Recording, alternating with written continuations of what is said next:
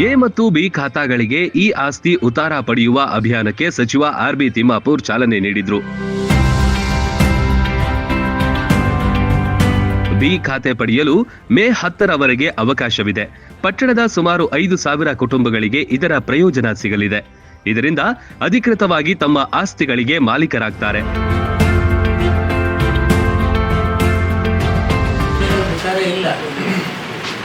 ಖಾತೆ ಇರಲಿಲ್ಲ, bank loan ತಗೊಳಕ್ಕೆ ಬರ್ತಿರಲಿಲ್ಲ, ಇನ್ನೊಬ್ಬರು ಮಾರಕ್ಕೆ ಬರ್ತಿರಲಿಲ್ಲ.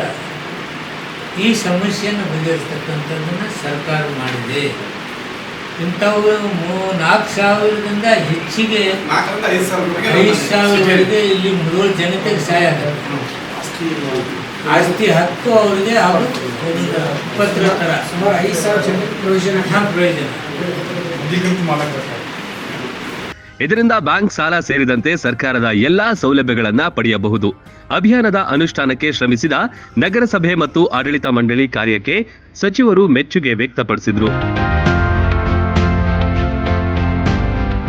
ನಗರಸಭೆ ಅಧ್ಯಕ್ಷೆ ಸುನಂದಾ ತೇಲಿ, ಉಪಾಧ್ಯಕ್ಷ ಮೆಹಬೂಬ್ ಭಾಗವಾನ್ ಸೇರಿದಂತೆ ಅನೇಕರು ಅಭಿಯಾನದಲ್ಲಿ ಭಾಗಿಯಾಗಿದ್ರು.